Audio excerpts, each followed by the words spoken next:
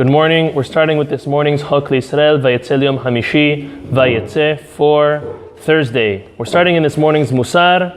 Mussar is coming from the Sefer Seder Hayom. Seder Hayom is a very interesting Sefer written by Rabbi, I'm forgetting his name, anyways, from Tzfat. He is a rabbi from Tzfat. Very interesting sefer that he wrote, Seder Hayom. Goes through Halacha, but also brings a little bit of Mussar at the same time. It's a small sefer, but it's very, very interesting sefer. So listen to what he brings down over there. He says, Yivke v'yitavel v'yeshev le'afar v'yishtomem al kacha ech ba'u al yado ma'asim asher lo ya'asu. So a person should weep, should mourn, should sit in the dust on the account of Chas v'Shalom, the sins that one has committed. One has to think of them, and this is part of the teshuvah process. Ad lehachis bahem labore olam. How could he have done something so horrible that it angered HaKadosh Baruch Hu? Yotzer nishmato, the one who's created our very own soul. Ve'asa hara be'enav, and done something so wrong. Bamei yekadem panav. So how could a person even approach the presence of HaKadosh Baruch Hu? Ve'ech yivakesh refuot te'ala lemakato u'machovav. How could we even come and ask when a person has an ailment or any type of sickness, to come and ask Hashem, heal me, when we've distorted and created an abomination in front of HaKadosh Baruch Hu? Yitush ofel v'shafel milao libo. So we are almost like an insect full of nothingness and lowness in front of HaKadosh Baruch Hu, lasot hefech retzono, doing the opposite of the will of HaKadosh Baruch Hu, melech melchem hakim HaKadosh Baruch Hu, vitpalel vithanen lefanav, ki el rahum v'hanun hu. We have to pray to Hashem because He's all the merciful and compassionate. Umarbe lehetiv v'yado pishuta lekabel shavim. HaKadosh Baruch Hu wants to do good, wants to give, wants to forgive, and we just need to feel the feeling that we've wronged, unfortunately, and that we want to do teshuvah, and we are waiting for His acceptance. A person who's in this state of doing teshuvah, one of the greatest things that a person can do while they're in teshuvah is cry, he says, as well as tzam umitaneh, yom ahar yom teshuvato vaday ta'aseh perot. A person who fasts, a person who cries on account of their sins and in order to do teshuvah, does give a lot and help a lot when it comes to the potency and the potential of one's very own teshuvah. Again, vaday ta'aseh perot v'yaleh zichron livracha lifnei rofeh kol basar u'mafli la'asot k'dichtiv shuvu vanim shovavim irpa meshuvotechem ki hu chutz mikav adin ve'ashura la'alot refuah lemi she'over b'mezid uvmered uvmal le'achis el adonav. So HaKadosh Baruch Hu, according to the letter of the law, should not heal and bless one who's committed against and transgressed against Him. You go against, He doesn't fulfill. But HaKadosh Baruch Hu goes above the letter of the law. He detracts from the proper line of deen, of judgment, and he's extra compassionate. V'yitbarach v'yitaleh over al pesha v'koreh lo leshalom kemo shekatuv shalom shalom l'rachok ve'lakarov. HaKadosh Baruch Hu is peaceful to the ones that are close and to the ones who are far. To the ones who are far, He's also peaceful and opening and welcoming, as long as you turn towards them and they come close. They try. Ve'adabera hu mitzapeh u'mikaveh ematay yashuv le'etiv imo. HaKadosh Baruch Hu is, so to say, waiting. He's looking forward to when the people will come back to HaKadosh Baruch Hu. Kirichtiv lachen yechakeh Hashem lahananchem ve'gomer. Therefore, HaKadosh Baruch Hu is waiting to be gracious to us. Hashem's looking to bless us. We've spoken about this concept very often. Hashem looks to give good, looks to give health, looks to give success, children, financial success. Hashem wants His children to succeed, just like we all want our children to succeed. But He has to do it in the proper fashion. There are rules, there's calculations that we sometimes understand and sometimes don't understand. But at the end of the day, Hashem is waiting to be gracious to us. He wants to do for us. He wants to give us. He doesn't want to make our lives hard. He wants us just to understand that connection that we have with Him. So this comes back to a lot of the concepts we've been speaking about, especially with our forefathers. Why is there suffering? Why is there delay? Why were they barren? It's like HaKadosh Baruch Hu wants that connection with His creatures, wants that connection with His creations. And again, we'll end off with that concept of Hashem is waiting to be gracious to us. It's very, very amazing. The Rambam in the Halacha today, continuing in Talmud Torah. There we go. Yeah, Chazak Machira. I was mixing up with the Me'am Loez, which was Rabbi Yaakov Kuli. This is Rabbi Yehuda ben Moshe ben Yehuda Machira. Yeah, Chazak. Thank you. The Rambam says as follows: As Tiyeh Nishmatot Tzura B'Tzora Chaim. Right? We just learned his words. The Rambam says as follows: Ma'ala gedola hi lemishu mitparnes mima'aseh yadav. A person who is able to be self-sufficient, work and gain in order to have a proper livelihood. That is a person who's praiseworthy, and that is a great thing. Umidat hasidim arishonim hi. That is the pious and righteous of the past and of the best of ways, was one who's not only pious and righteous spiritually, however, even materialistically, they were able to sustain themselves as well.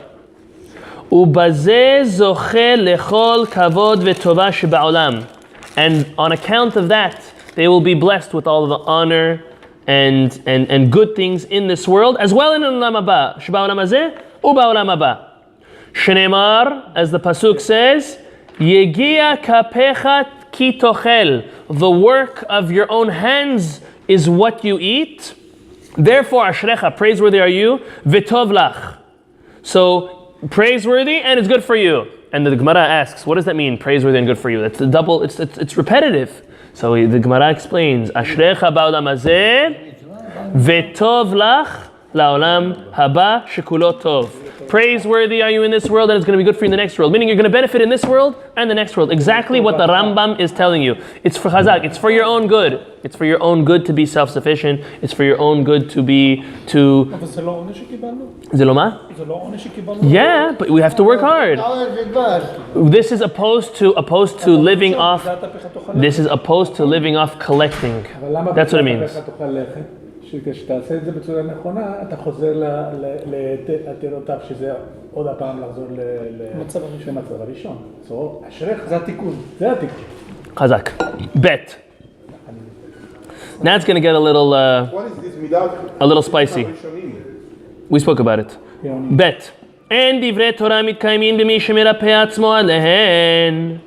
So the Rambam tells us that if one learns Torah and they really want to connect to Torah and make Torah be part of them, it's not going to be on one who slacks. That's the way they translate it. It's not going to be one who slacks off. It's not going to be one who's going to be overly relaxed. Mirapin, adorn themselves with them. Or, not that those that learn Torah in comfort, super comfort. And people who eat and drink. Right? It's not going to be that. Rather, who's going to be the ones who are going to succeed the most in Torah?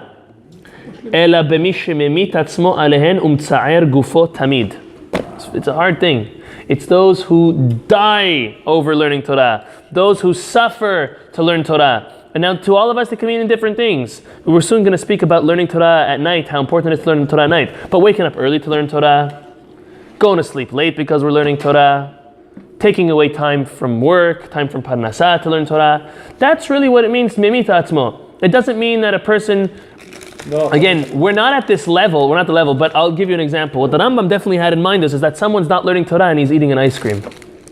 Again, to us, we would be the best if we are spoiling ourselves and eating ice cream and sweets. Imagine the Rambam, I can guarantee you, the Rambam never ate candy, or the equivalent of candy, while eating Torah. It just, that's not what he writes. He's writing that a person that really is fulfilling Torah, they're doing it and they're making it, not like they're going out of their way to make it hard for themselves, but they're just being very basic. Pad b'melach tochal, right? We spoke about what Masechet Avot tells us. Maim, Shura, on the floor, right? Exactly. But nowadays, again, we have to make it practical. Nowadays, you're learning, you're good.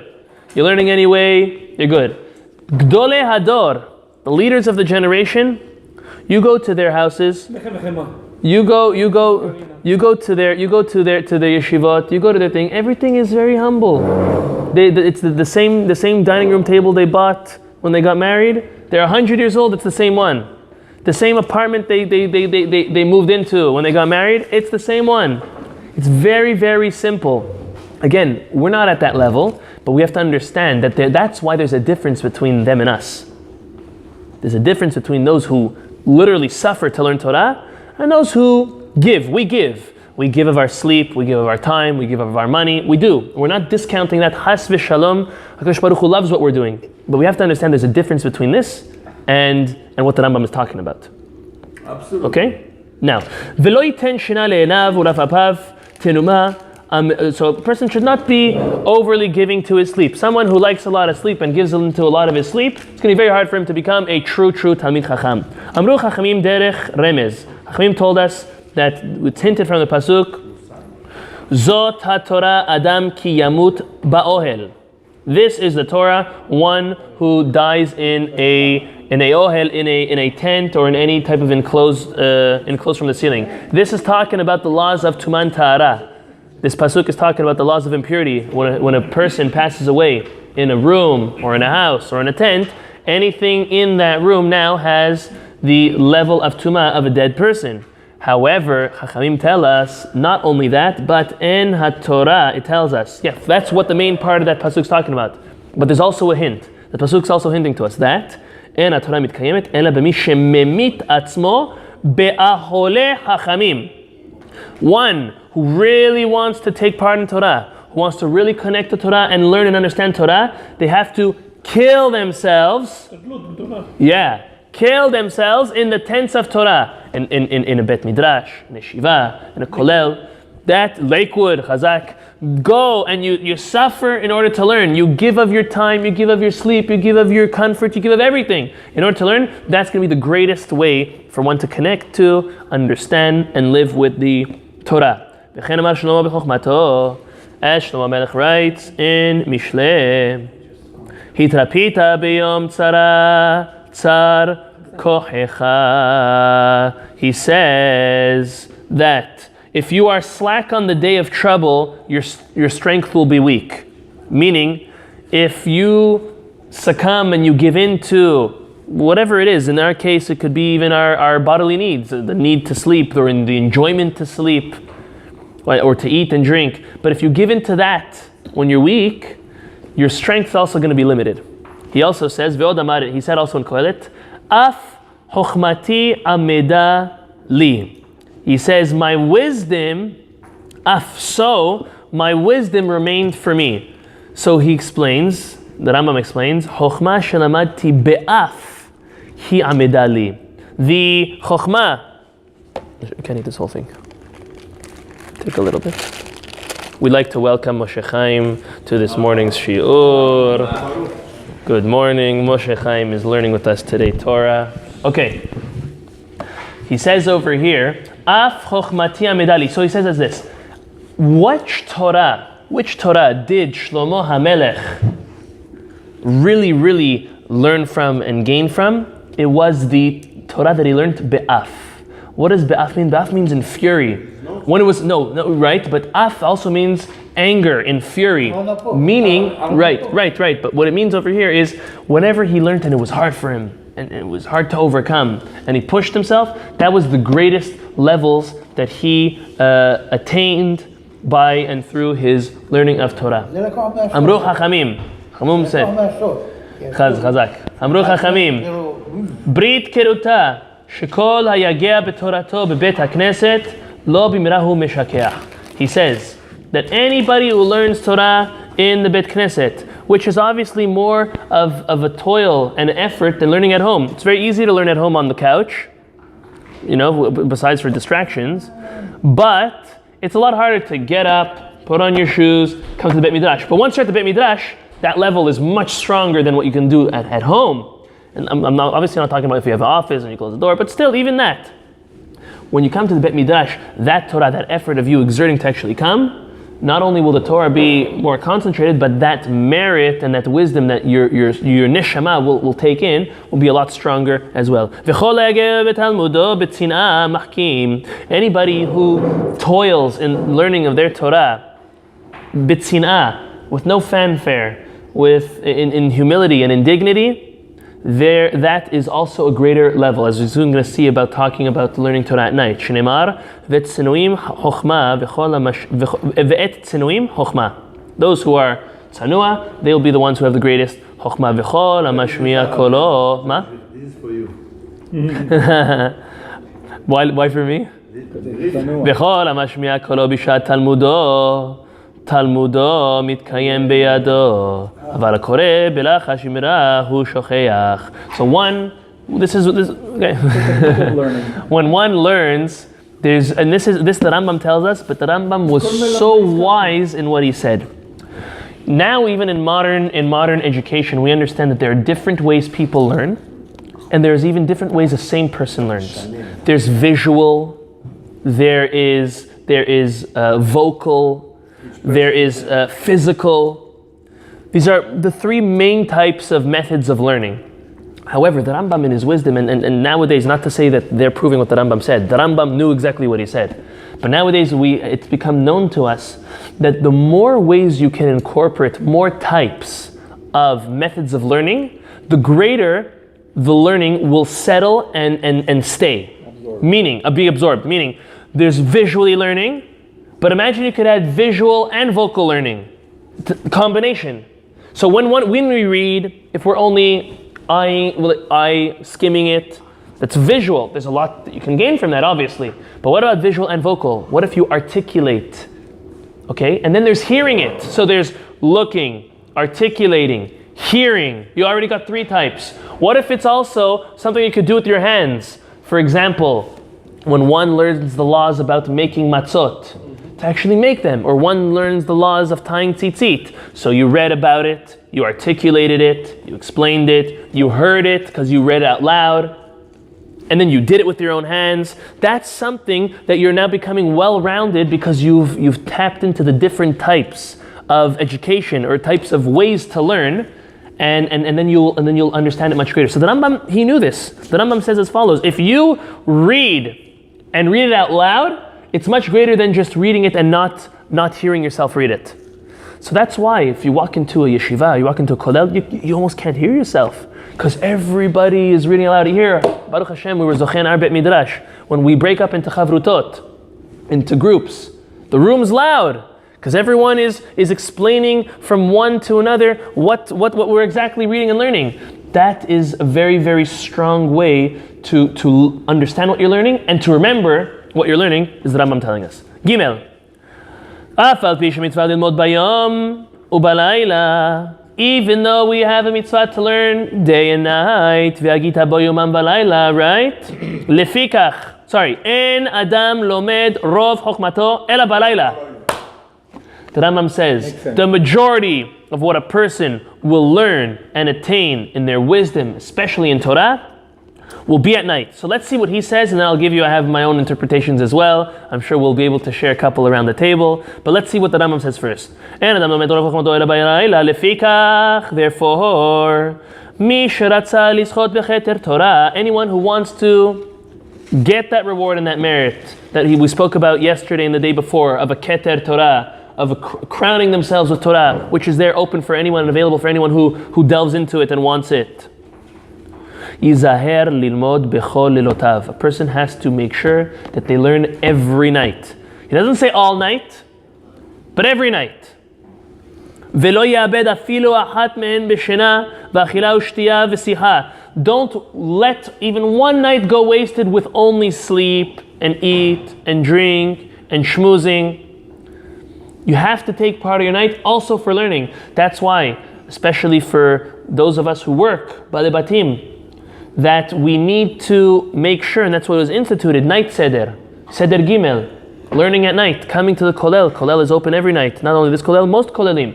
They're open at night. They're open at night not only for Avrechim, but also specifically for Bada Batim, because the night is the strongest time, as the Rambam says, to learn Torah. We'll explain why soon. לא רק, וכיוצא בהן. לא, זה אנחנו שעושים את זה. אלא בתלמוד תורה ודברי חוכמה אמרו חכמים אין רינה של תורה אלא בלילה. You want to know when the song and the chant of Torah is? That's at night. שנאמר קומי רוני בלילה. וכל העוסק בתורה בלילה חוט של חסד נמשך עליו ביום. Anybody who learns Torah at night, they wake up in the morning and they have this radiance of divine love of God and compassion of God that there's almost something that we can't understand. When you see a tzaddik, you feel something. You feel that there's something. What is it that you feel? Besides for their righteousness, but it's the fact that they learn Torah at night. There are many tzaddikim, even many of the ones that recently came to visit us, that they barely sleep at night. Nighttime is dedicated specifically to learning Torah. Yeah, they need a doze, yes, they need to do. So we'll give you a couple of reasons. שנאמר, יומן צווה השם חסדו ולילה שלא ימית, תפילה ליל חיי, וכל בית שנשמעים בו דברי תורה. The Rambam says, any house that there is no Torah being heard at night, חס ושלום אש אוכלתו. Whether that means it's gonna happen, it could happen, it's worthy for it to happen, that their house should be, lo aleinu, have fire in it, but Baruch Hashem, we should never get there. We should all, whether we have a Chumash at home, whether we have Mishnayot at home, whether we have a Rambam at home, a person should try to read something every night. It's very important. If a person can't read something, as we said the other day, we have everything on our telephones, on our phones. We spend enough time watching news and looking at this and shopping and boberias, everything that goes on. But there's plenty of Torah available on our phones. שנאמר וכל חושך טמון לצפוניו תאכלהו אש לא נופח כי דבר השם בזה, I have over here ביזה either way, זה שלא השכיח על דברי תורה כל עיקר וכן כל שאפשר לו לעסוק ואינו עוסק או שקרא ושנה ופירש לעברי העולם והניח תלמודו וזנחו הרי זה בכלל בוזה דבר השם. Anyone who could learn and doesn't learn, or anyone who used to learn and doesn't learn anymore, חס ושלום, it's a disgrace and it's an insult to HaKadosh Baruch Hu. Okay, so now, before we see the next part, which is very, very serious, I want to just give an example of, or an interpretation, why is the nighttime so strong? Nowadays, it's so easy for us to understand why night is strong, because normally, people do not reach other people at night. It's kind of insulting to call someone at 1 a.m, right? So personally, I completely understand why the Rambam says nighttime is the greatest time to learn Torah, because no one can bother you. No one's knocking at your door. No one's calling you. Your kids are sleeping. Everything is on silence. It's on halt. And gives exactly, and more quiet those days than today. Exactly. Back then it was even more quiet. Back then it was perfect. It was nothing pitch black. It was a heaviness of darkness because there was no street lights. And all you did, you sat at your table in your little tent or your hut, wherever you lived. You turned on a candle and you learned. But nowadays it's the same thing. You can have a corner in your house, whether it's in the kitchen, in your dining room, in your living room, in your office. You close the door. You flick the switch. You don't need a light. You don't need to light a candle. And you sit there and you learn. And your phone, whether your phone's next to you or not next to you, no one's calling you. It's so powerful. It's so powerful. We've explained that when you learn and you interrupt, and you learn and you interrupt, and you learn and interrupt, if you spent 2 hours but you interrupted every half an hour, 1 hour, if not even less straight, you could have accomplished much more. And all of us, and I'm myself, we find ourselves in the day interrupted with this, and you're learning, and even if it's all learning, but you learn from this and learn this, and then someone asks you a question, and another question, and you do this, you do that. You find yourself all over the place, opposed to at night, where it's quiet. At night, you can do what you need, and that's what it is, and that's why Shabbat has not only the level of learning like at night, but a greater level than learning at night. Because Shabbat, there's no bothering. No one's bothering you. No one's calling you about business, about buying and selling. Nowadays we can pertain to it. We don't have a phone. We don't have anywhere to go, nothing to buy, nothing to do. It's so amazing. I know of individuals, I'm not going to mention names, they wake up minimum 2 hours before Shacharit and they sit and they learn. It's the best time. The best time. After lunch, you already have a heavy stomach from the sahana and you're full. So you need a little nap. But when you wake up like a lion in the morning, 5 o'clock, 6 o'clock, it's so strong. What's stronger, Friday night or Shabbat morning? Or during the day in Shabbat. The truth There is, is something maybe. listen, it definitely would seem that Friday night is amazing because it's night and it's Shabbat. However, a person has to know if their brain is mush Friday night, like many of us, because of the whole week. So go to sleep right after the meal. Wake up. I'm not going to tell you what time, 3, 4, 5. Whatever time it is, wake up. Wake up. Because I know my cousin in Yeshivot Kabbalah, they learn only at night. There are some Kabbalistic reasons too, right? Yes, but there's a basic. This is basic. The Rambam is giving us a basic reason. We can understand this. The Rambam brings it up from the beginning of the Halacha. If you look at the beginning of the Halacha, what the Rambam is saying, מעלה גדולה היא למישהו מתפרנס ממעשה ידיו. He starts, הלכות תלמוד תורה, with מעלה גדולה היא שמתפרנס במעשה ידיו. Why? מה זה קשור מעשה ידיו עם תלמוד תורה? Because מה שקראנו בתורה היום, אם יהיה אלוהים עמדי, ושמרני בדרך, ונתן לי לחם לאכול ובגד ללבוש, ושבתי בשלום אל בית עמי. A person cannot be settled when he's worried about making a living. You can't settle your mind. If you're worried about paying your bills, you can't settle your mind. So why is תורתו של בן אדם מתקיימת יותר טוב בלילה מאשר ביום? Can't do anything. Because ביום we were working. We made our daily meal. You went to work, you made your money, you say, I'm good. So at night you can sit and say, I did my duty as far as making a living. Now I can sit down with a full mind. That's the chidush. We just have to remember what the Rambam said 2 days ago, that it was 3 hours of work and 9 hours of learning during the day. If you look at the Rambam, He says it straight. He says it straight. what he says is ideal. Now what he did, what did the Rambam say? In his writings he says, I had to work all day in Egypt at the Fasha's house because I couldn't learn. So by the time at night he would come, that's where he did all his learning. He only worked 4 hours a day. No, the Rambam Yeah, who knows?